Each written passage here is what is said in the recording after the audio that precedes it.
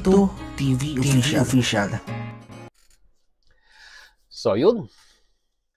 Inyo, what's up mga kabagis? This is Jubilito TV Official at eto na naman pumuli ang isang edisyon ng ating reaction video mga kalingap at kabagis, no? Pero bago po lahat, syempre po, mega love shoutout po muna kay Kuya Val Santos Matubang, kay Ate Edna Vlogs, kay Kalingap Rab, Kalingap Netizens, Kalingap Subscribers, Kalingap Supporters, Kalingap Partners, Kalingap Reactors, Team Bios, Team Karepa, Team Strikers, Team Watchers. Yan po. Mega love shoutout po sa inyong lahat. Ito na mga kalingap at kabagis, no, for today's reaction video. Gawa lang po natin ng reaksyon at muli po pagbibigay ng opinion dito po sa naging fast talk, fast break, ika nga na interview na ginawa po ni Kalingap Ian kay Jemel, na kung saan ay sinagot niya na po ang mga sabihin na nating katanungan ng mga netizens, and at the same time katanungan po ng K-Boys kung parang loyalty check po ito mga kalingap at kabagis kay Jemel. Gaano in-appreciate ni Jemel ang pagkupkop ni Kalingap Rab dito sa batang ito? Gaano siya ka-thankful? And at the same time, ano pa po ang makikita natin kay Jemel sa mga darating na araw in regards po sa kanyang plano sa buhay, sa kanyang pakikitungo sa umampon, sabihin na natin umampon, kumupkop dito po sa batang ito, mga kalingap at kabagis, no? So, alam naman po natin na nitong mga nakaraang araw ay parang nagkakaroon ng comparison between Jemel at doon po sa viral na kinupkop din po ng isang charity vlogger na kung saan ay halos kung titignan po natin is technically parehas na kinupkop. Pero unfortunately, with the turn of events, ay umalis po itong kinupkop doon sa kumupkop at may mga isyong lumabas, no, mga kalingap at kabagis, no? So, tingnan natin at pakinggan si Jemel how he handles things bilang isang adapted, sabihin na natin, no, na individual dito po kay Kalingap Rab at sino si Kalingap Rab or paano si Kalingap Rab makitungo sa mga taong tinutulungan niya, lalong-lalo na yung pinatuloy niya sa kanyang buhay at winelcome niya na sabihin na nating anak-anakan niya na po, no? Ito nga pong si Jemel, mga kalingap at kabagis, no? Huwag na nating patagalin to. So without further ado, let's G! And masaya ka naman. Okay. Masaya ka naman kay Kalingap Rab. Ako masaya po. Kumusta naman si Kalingap Rab bilang ama mo ngayon sa buhay mo? Ano po, si Kuya Rab po is mabait po talaga si Kuya Rab. Like, natutugan na niya yung mga pangangailangan ko po. Like, kahit hindi ako magsabi, tatanungin niya ako kung may kailangan niya ako, bibilan niya ako ng ganyan. Like, yung mga damit po, yung mga kailangan ko sa bahay, sa school. Kumbaga, ano siya, good provider. Opo, good. Yun, tama. Good provider talaga si Kalingap Rab, no? Dahil base nga po dito sa sinabi ni Jemel, talagang magsabi lang si Jemel kay Kalingap Rab kung ano yung kanyang mga pangangailangan, ay hindi na nagdadalawang salita. Ito nga si Jemel kay Kalingap Rab. Minsan nga, no, makikita natin sa mga videos kahit hindi hilingin, 'di ba? Kung nakikita ni Kalingap Rab na kailangan, ay binibigay po ni Kalingap Rab. So, doon pa lang panalong-panalo na si Jemel, no? Mga kalingap at kabagis, no? Dahil talagang tugon na tugon ni Kalingap Rab yung mga basic needs ng bata. Minsan nga, hindi na basic, di ba? Kumbaga talagang pang-extra ika nga, no? Sa pamumuhay ni Jemel ay naipoprovide po ni Kalingap Rab. Pero anong tawag mo kay Kalingap Rab? Kuya Rab. Kuya Rab pa din. Pero siya yung, sa totoo lang, siya yung tumatayong ama mo. Siya talaga yung tumatayong ama mo. Hindi ka ba maninibago, Jimmy, pag tinawag mo siyang daddy, parang gano'n? Halimbawa, dumating yung time na si Kuya Rab mo, okay lang ba nga, Neil, tawagin mo akong daddy. Jemel, Kaya tawag may mo. pagka-guilty rin po kasi hindi po ako sanay ng daddy, ganyan. Like, hindi po ako nun tawag ko lang po talaga kay Papa dati, Papa lang din po. Papa lang din. Papa Rab. Papa Rab. Siguro nandun na rin po yung pag-aalinlangan kay Jemel na tawaging daddy or papa si Kalingap Rab, no? Kasi masyadong masyado nang mature. Although pamilyado na si Kalingap Rab, 'di ba? second baby is on the way. Pero kung titignan po kasi natin as a viewers, no, parang sa kanyang edad ay parang napakabata pang gawing fatherly figure si Kalinga Prab. Kaya siguro po parang nag-aalangan din tong si Jemel na tawaging papa or ganyan. Pero alam naman po nila sa kanilang puso at isipan, no, na parang ganun na rin, di ba? Ang kalakaran, no? Isang buong pamilya na hindi man tawaging tatay or nanay or mommy or daddy, itong si Kalinga Prab at si Jack ay sa puso't isipan naman nila ay yun na yun, di ba? Di ba? Pero ikaw ba nakikita mo minsan sa sarili mo na sa future na minsan tawagin mo si Kuya Rab mo na ang papa, ganyan? Opo, na ano po kasi like siya na yung nag-ano siya na yung like na parang ama ko na po ngayon. Father figure, parang gano'n. Siya yung Yan, fatherly figure. Kung tutuusin, maaga pa naman di ba? It's been what? It's been 3 years. Pero siguro it will come naturally na lang kay Jemel, no? Na one of this day ay ganun na po yung tatawag niya kay Kalinga Prab, di ba? Daddy or tatay, di ba? Kung ako po tatanungin ninyo, siguro para mas magandang tawagin o tatay. Tatay na lang, di ba? Tatay Rab. Ayun, mas maganda, di ba? father figure mo siya, yung tinitinan mo bilang ama, no? Opo. Eh si Jack, kumusta naman si Jack bilang tumatay mong ina? Okay naman po, binibigyan niya po ako ng mga advice, tinutulungan niya ako sa mga homework ko po, yung mga hindi ko naiintindihan ng mga homework, like nahirapan ako. Tinutulungan niya po ako doon, tapos yung sa school din po, yung siya na yung kaasikaso po pag wala si Kuya Rab, kasi si Kuya Rab po kasi laging busy po. So which means, mga Kalingap at Kabagis, napaka-supportive ni Jack din, no? Kasi kung iba yan, mga Kalingap at Kabagis, no? Like, let's say for example, si Kalinga Prab yung kumupkop kay Jemel, yung iba, 'di ba, na mga partners ay parang medyo alanganin, no, sa setup, sa magiging setup nila, parang ganon. Pero knowingly, yung attitude talaga ni Jack pagdating sa mga ganitong klase ng sabihin na nating setup, no, although hindi naman talaga biologically si Jemel ay part ng family, pero iba yung So bagay, kung tutuusin, noon pa man, pansin ko na kay Jack, talagang game na game si Jack sa lahat ng bagay, no? At talagang suportado niya yung lahat ng nagiging desisyon at ginagawa ni Kalinga Prab, which is maganda sa isang relationship, no?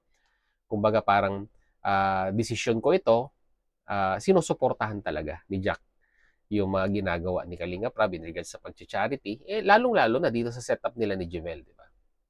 Na talagang go din siya, go with the flow, ika nga, at nag-i-exceed pa nga, no? Dahil nga po yung pag-aasikaso na lang sa eskwelahan, di ba, ni Jemel, pagtulong sa mga kanyang mga academics, ay napakalaking plus point na po yan sa isang partner na susuportahan mo din yung ginawang desisyon ng yung partner, no? So bibihira po yan, pero between Jack and Kalinga Prab, the best po tong couple na ito, no, mga Kalingap at Kabagis, no?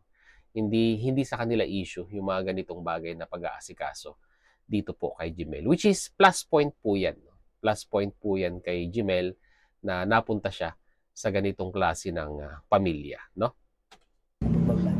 Grabe. Strict ba sila? Po? Strict ba sila? Ay hindi naman po. Basta magpapaalam ko po kasi minsan pag hindi ka na paalam, na alis ka na lang. Siyempre masasabihan ka rin naman po. Ay Pero, alam ko naman po 'yun. Nagkaroon ng times na nagalitan ka na ni Kalinga Prab at ni Jack? Ay nagkaroon na rin po. Like, Pero Normal naman po 'yun, 'di ba? Na yung pagdating po sa pagdidisiplina, no. Mahirap naman po yung masyadong maluwag ka. At it will come to a point na yung sa sobrang kaluwagan mo ay medyo nagkokos na ng pagsuway, pagtigas ng ulo. Tama naman 'yon, 'di ba? Ang maganda lang kay Jemel is tumatanggap siya ng sabihin na nating pagpinagsasabihan, dahil yung mga bagay-bagay na sinasabi naman ni Kalinga Prab sa kanya ay para din naman sa ikabubuti niya. Which is, ang maganda kay Jemel is ina-absorb niya yon. hindi niya tinitik serious personally yung mga kwan sa kanya, yung mga advice sa kanya. Yung kwan nga po pala, no? Kinakuha niya personally, di ba? Ninanamnam niya yung mga advices na ibinibigay ni Kalinga Prab sa kanya at ina-apply niya sa kanyang buhay, which is maganda po yun, no? Mga Kalingap at Kabagis. No?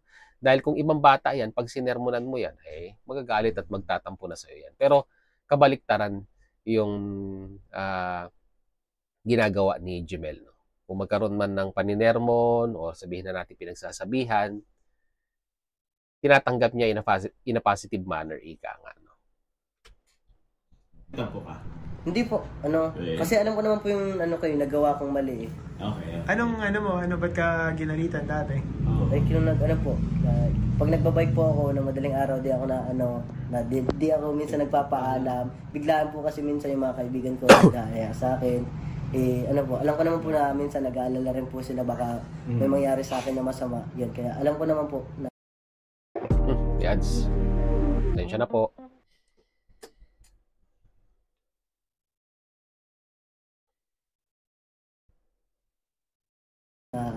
na mali rin po yung ginawa ko. Grabe, no? Nakakatuwa, bro. Pansin nyo mga Kalingap at Kabagis, no? Ang laki ng kwan, ang laki ng in-improve ni Jemel sa poder ni Kalingap Prab. Lalong-lalo na po sa pagsagot, di ba? Totally naging mature si Jemel sa mga bagay-bagay. Although sa murang edad, pero tingnan natin, di ba? Kung paano niya hinandle yung mga katanungan ni Kalingap Ian dito sa interview na ito. Which is talagang parang ang kausap mo ay isang mama na kumbaga parang pinagdaanan na ng maraming experience sa buhay, no. Ganun po in-approach ni Jemel yung mga katanungan ni Kalingap Ian dito. Oo, bro. Nakakatawa si Jemel, no? Hindi Hindi na siya katulad na dati na bata talaga. Nakikita mo ngayon na nag-mature si Jemel sa kanyang isip, sa kanyang wisdom, sa kanyang pananaw sa buhay, bro, no? Maganda rin kasi bro yung school nila. Na pinapasukan kila David. Opo. Maganda, may marami ka natutunan doon. Opo. Tapos Christian din po siya. Yan yung mga ginagawa ko dati, tinuturo po doon na ngayon ko lang na-realize na mali po yung mga ginagawa ko dati. Kaya sabi ko po, mabugawin ko na yung sarili ko po yan. Ano yung... Kwan din po yan, malaking factor din po yan yung eskwelahan. Kung maganda yung foundation ng eskwelahan, maganda yung mga itinuturo nila sa mga estudyante. Lalong-lalo na private yan. Expect more, ika nga, at maganda yung magiging foundation ng bata. Minsan kasi diyan nahuhubog talaga yung pagkatao ng isang individual sa eskwelahan na pinapasukan.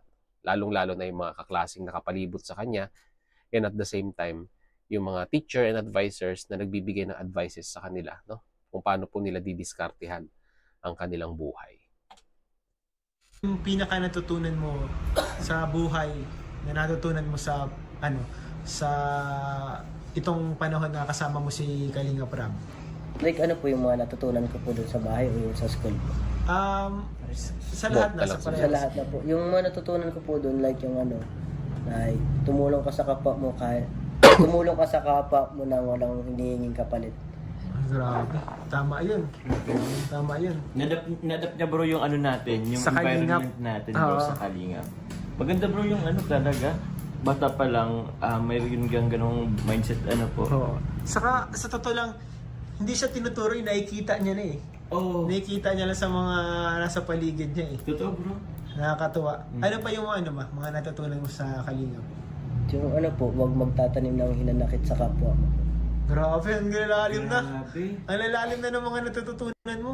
Totoo yan. And napakahalaga ng bagay na yan, yung huwag magtatanim ng sama ng loob. Sobrang halaga niyan sa buhay mo kasi ang may sama ng loob, yun yung kapag may sama ng loob ka sa sa katawan mo.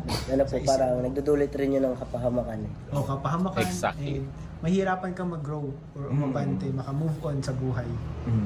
Ano pa natutunan mo? Yung mga ginagawa ko po sa araw-araw na dito, hindi ko na alam yung mga sasabihin. Pero may tanong ako bro. Since si Jemel kasi bro is na din, medyo nagiging na din, anong tawag dun? Soltero na bang soltero? Binata na din. Binata. Okay. When it comes to relationship, pahit ba sila let's say, halimbawa, as young as yours ngayon, parang ganun. Pinapayagan ka ba girlfriend, magkajowa, parang ganun? Or meron ba silang, dapat at a certain age ka pwedeng mag-girlfriend, mga ganun? Bawal po kasi ano po. Na like sa akin din po, hindi ko po iniintindi yung mga jowa-jowa nang yan. Like nakapokus po ako doon sa pag-aaral ko po. Tama yun. Mag-focus ka sa pag-aaral. Which is the best answer na narinig ko so far, mga kalingap at kabagis. No? Dahil alam naman po natin na si Jemel ay talagang nakapokus po, no, sa kanyang studies. Diba? Yun po talaga yung kanya. Yun po talaga yung goal niya. Yung makatapos ng kanyang pag-aaral. Sa akin lang mga kalingap at kabagis, nowadays, mga kabataan ngayon, no, real talk lang po, di ba? High school pa lang, elementary pa nga lang, di ba? May jowa na. Pero napakaganda nung mindset ni Jemel na talagang high school, na pagtungtong pa lang ng high school ay kwan na siya, tawag nito. Hindi niya iniisip yung mga ganitong bagay, which is magandang kwan yan. Ipagpatuloy mo yan, Jemel, di ba? Kasi ang relationship, makakapaghintay naman yan in the right time, ika nga, sabi nga nila, mga kalingap at kabagis. No? Di ba? Kusa na lang darating yan pag sabihin na nating naging successful ka na sa karera mo sa buhay. Kaya ang pagrerelasyon, nandyan lang yan, di ba? Hindi yan mawawala. Kumbaga, unahin mo muna, fokusan mo muna yung priority mo sa buhay, which is your education, ika nga. The best answer ka talaga dyan, Jemel. Grabe, ang galing ano? Magaling sinatutuwa ako sa ni Jemel ngayon sa baka wisdom. lang yan, baka kasi may camera, di naman. Hindi naman po. Pinapanindigan ka ba? Pinapanindigan. Hindi, si Jemel, ano siya talaga? Talagang man of his words. Man of his words. May panindigan. May paninindigan. Meron kasi ngayon mga issue, may mga napapanood tayo na nangyari sa isang sikat na YouTuber na meron siyang inampon.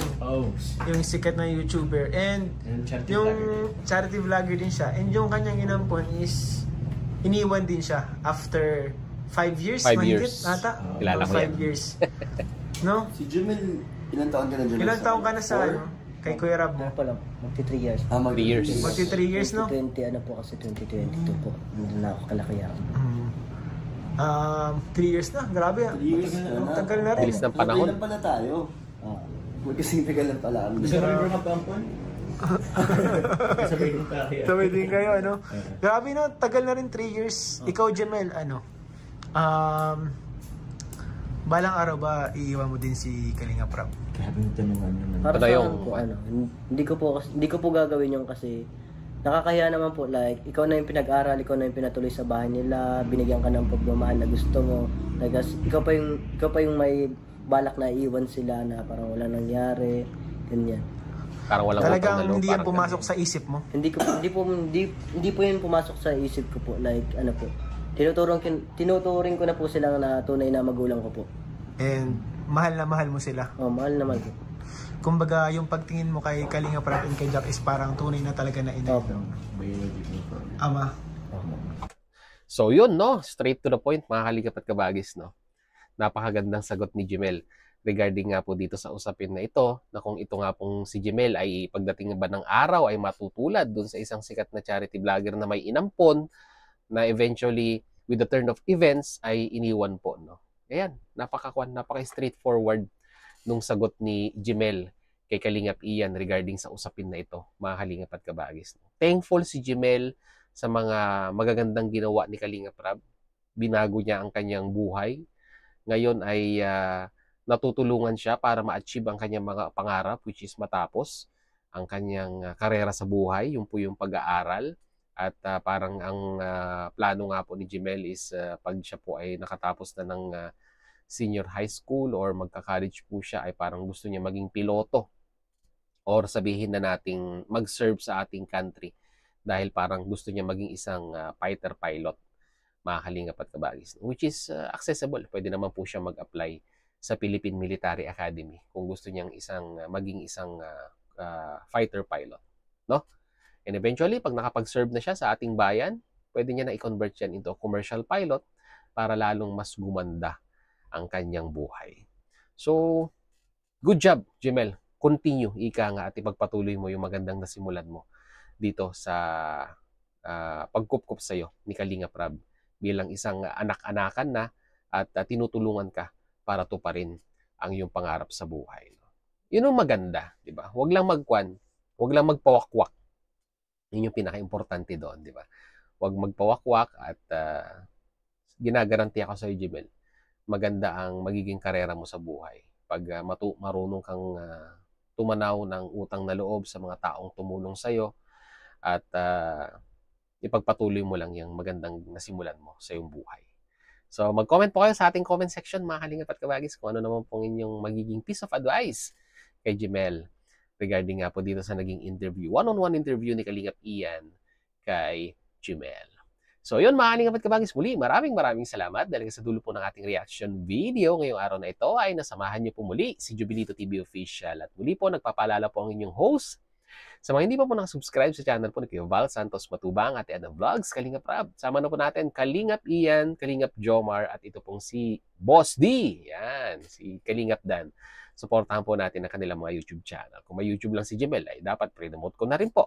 Pero syempre, nakapokus po sa pag-aaral yung bata. Di ba? Mga Kalingap at Kabagis. No? At the same time, sa mga hindi pa po nakasubscribe sa channel po ni Jovelito TV Official, ay pakita naman pong subscribe button at ang notification bell para maging updated po kayo sa mga darating nating reaction videos. Ganun din po, follow and like ang ating official FB page na may title din pong kaparehas ng ating official YouTube channel, Jovelito TV Official. So hanggang dito lang, mga Kalingap at Kabagis. Once again, this is Jovelito TV Official, proud member po ng Team Koos at ng Team Bios. As I always say, mga Kalingap at Kabagis, peace, God first. God bless po. Bye-bye!